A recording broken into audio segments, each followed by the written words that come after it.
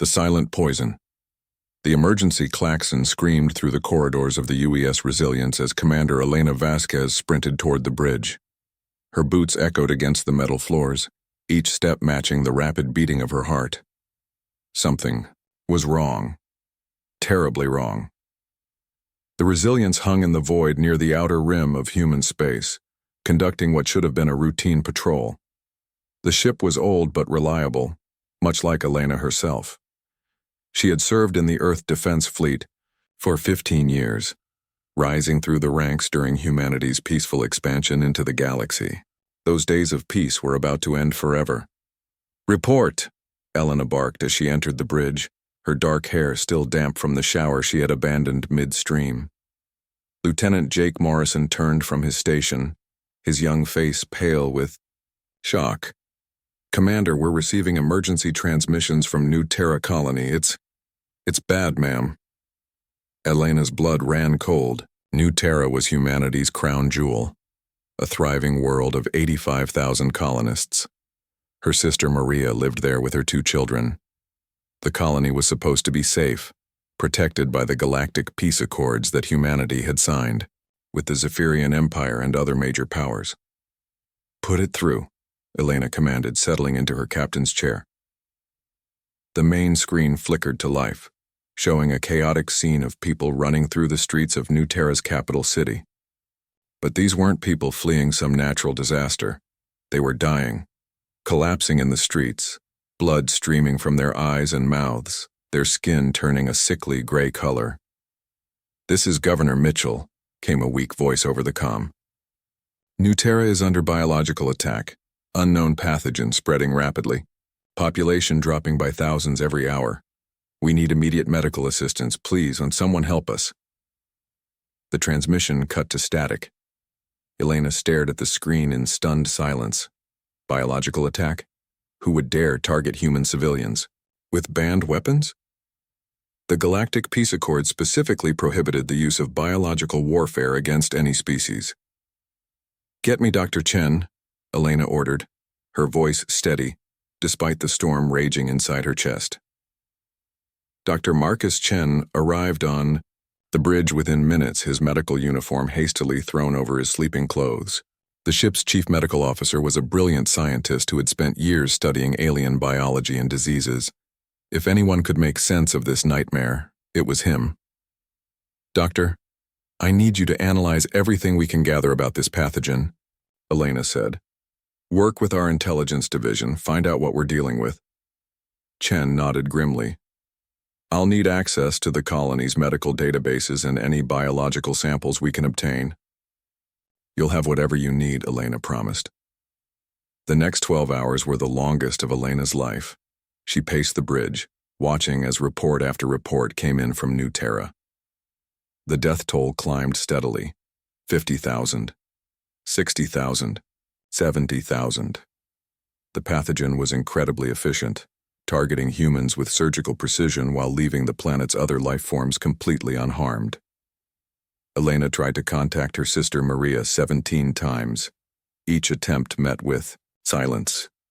Finally, Dr. Chen returned to the bridge. His face was grim, his hands trembling slightly as he held a data pad. "Commander, I've completed my analysis. What I found, it's worse than we thought." "Tell me," Elena said, though she dreaded the answer. "This isn't some natural plague or accident," Chen said. "This is an engineered bioweapon, specifically designed to target human DNA. The virus was created in a laboratory and it's incredibly sophisticated. Whoever made this has an intimate knowledge of human biology." Elena felt the world tilt beneath her feet.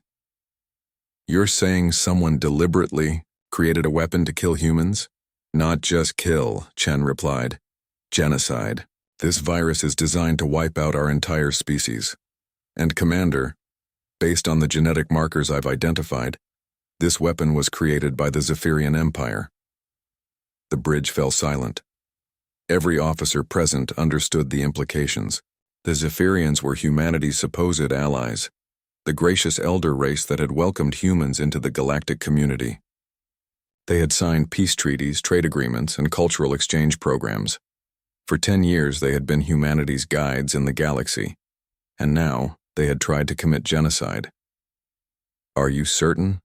Elena asked, her voice barely above, a whisper. "The biosignatures are unmistakable," Chen confirmed. "This weapon could only have been created in Zephyrian biolabs. They've been planning this for years, maybe decades." Elena stood slowly, her mind racing. The final death count from New Terra had just come in. 85,000 civilians dead. An entire human world wiped out in less than 24 hours. Men, women, children, elderly, all gone, including Maria and her 2 young children. "Lieutenant?" "Morrison," Elena said, her voice taking on a cold, dangerous edge. "Open a channel to Earth Defense Command, Priority Alpha." "Channel open, Commander." Admiral Sarah Cross appeared on the screen, her weathered face etched with exhaustion. She had been dealing with the New Terra crisis for hours, coordinating rescue efforts and trying to contain the spread of the pathogen. "Elena, what's your status?" Admiral Cross asked.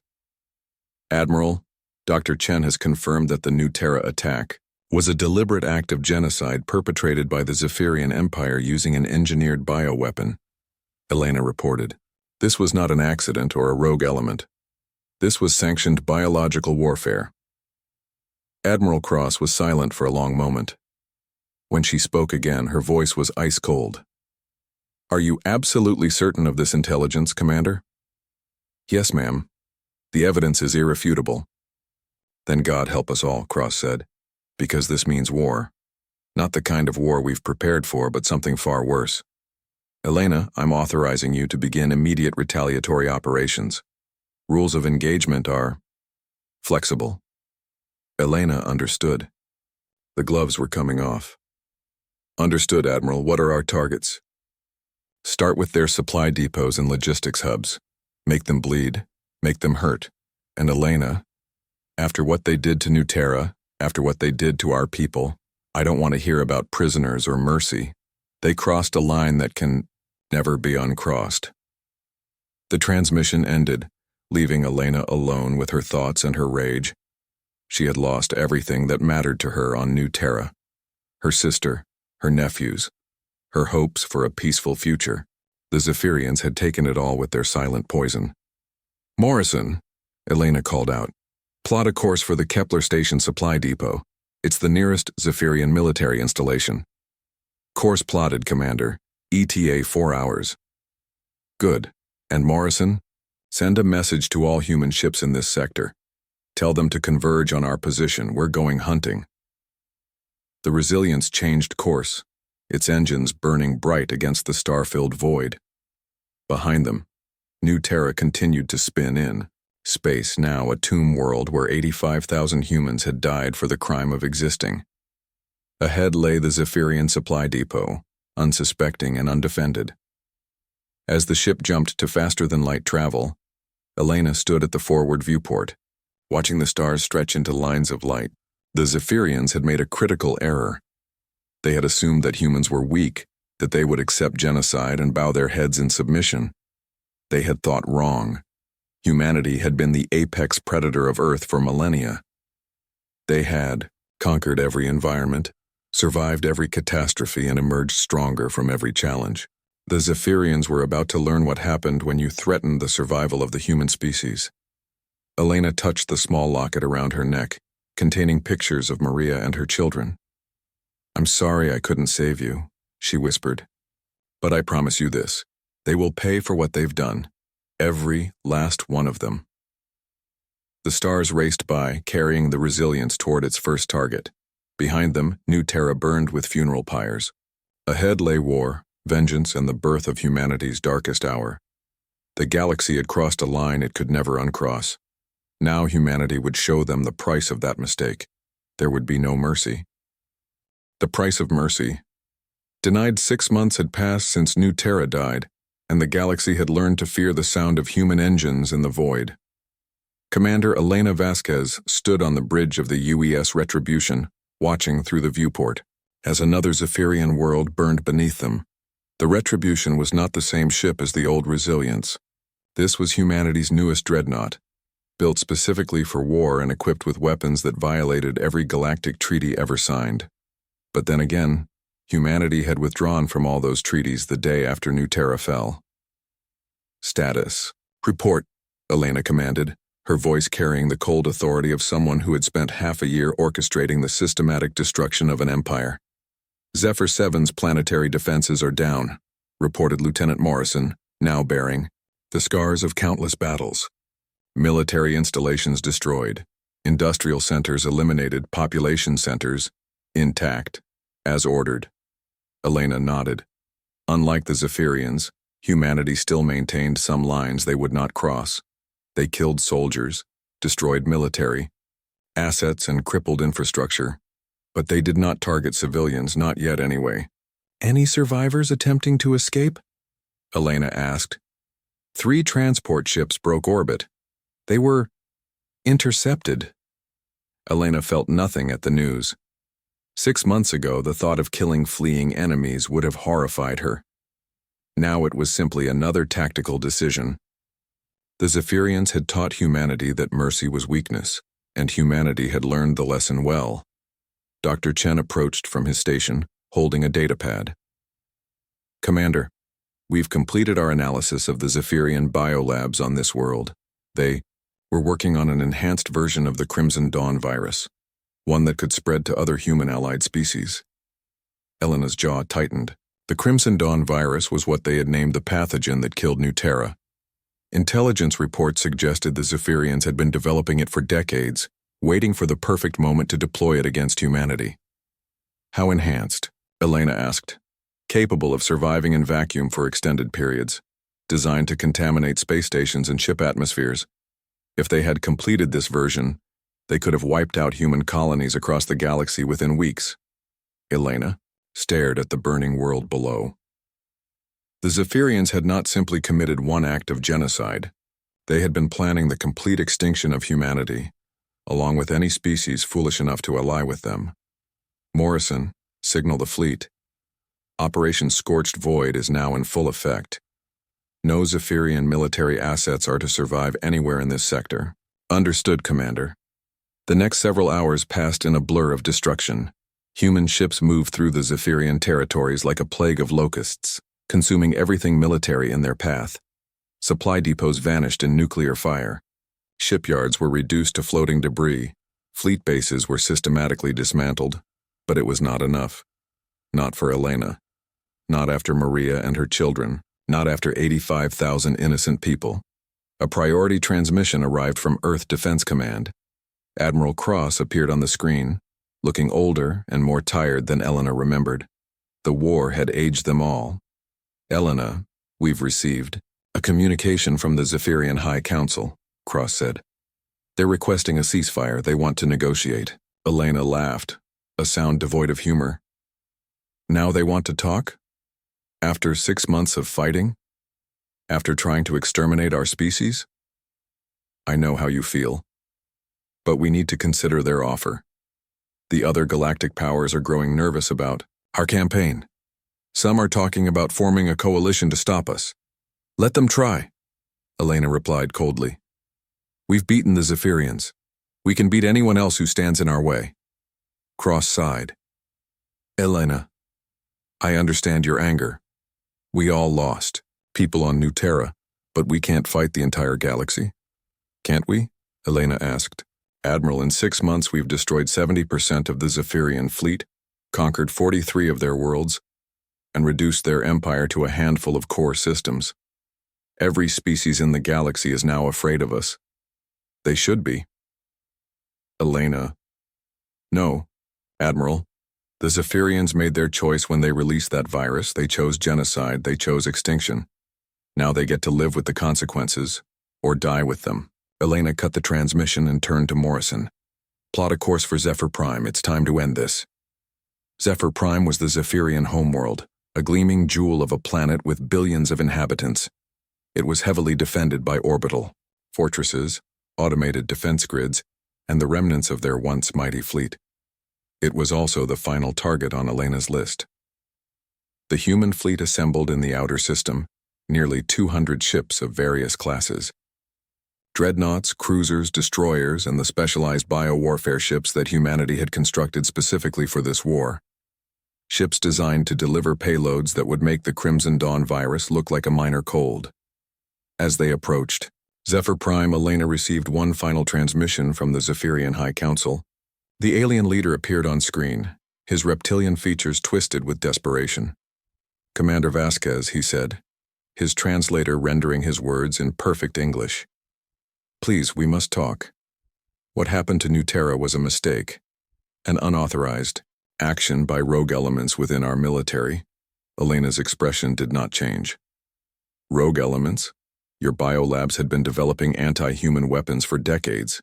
Your military had detailed plans for the extermination of our species. This was no mistake. We can make reparations. Technology, resources, territory, anything you want." "What I want," Elena said slowly, "is my sister back. I want her children back. I want the 85,000 people of New Terra back. Can you give me that?" The Zephyrian leader's silence was answer enough. "You see," Elena continued, "that's the problem with genocide. Once you cross that line, there's no going back. You can't negotiate with extinction. You can't make deals with death. You taught us that mercy is weakness.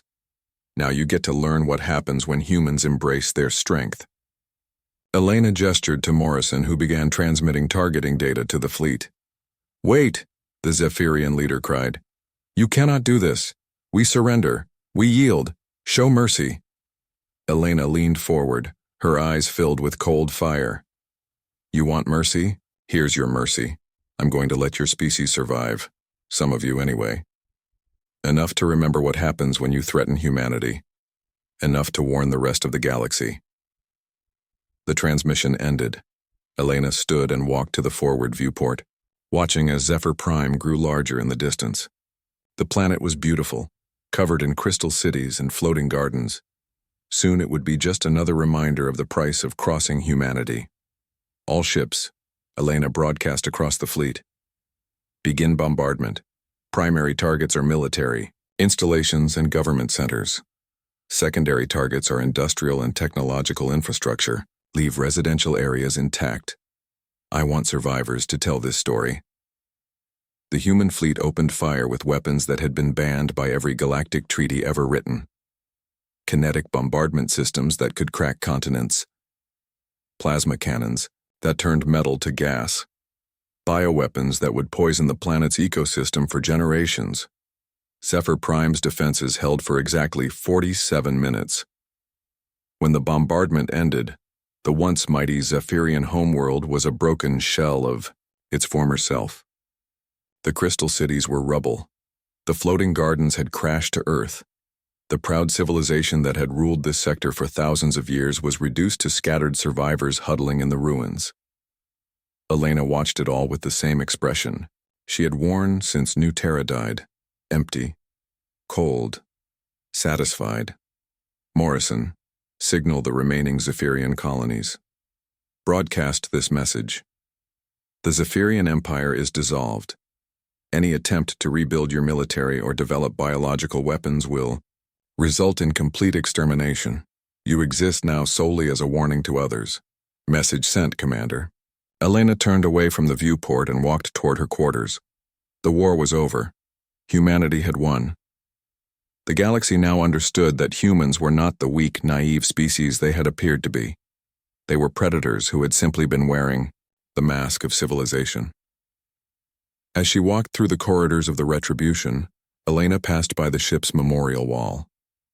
Thousands of names were engraved there, representing the humans who had died in the war. But at the top, in letters larger than the rest, were 3 names: Maria Vasquez, Thomas Vasquez, and Sarah Vasquez. Elena stopped and touched the engraving of her sister's name. "It's over, Maria," she whispered. "They'll never hurt another human child.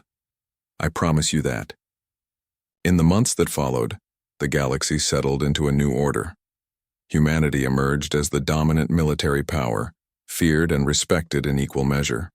Trade routes were rerouted to avoid human space unless specifically invited.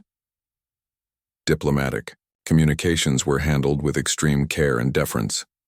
The other species whispered among themselves about the humans and their capacity for ruthless violence.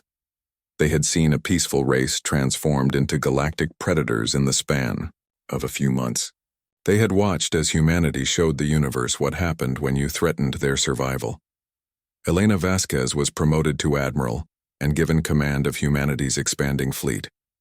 She oversaw the establishment of human colonies in former Zephyrian space and the construction of new weapons that made the galaxy shudder. But late at night, alone in her quarters, she still looked at the picture of her sister and wondered if the price of victory had been worth paying. The galaxy was safer for humanity now, but humanity itself had changed. They had become something harder, colder, more dangerous. Perhaps that was the real lesson of New Terra. Sometimes to survive, you had to become the monster that everyone feared, and humanity had learned that lesson very well indeed.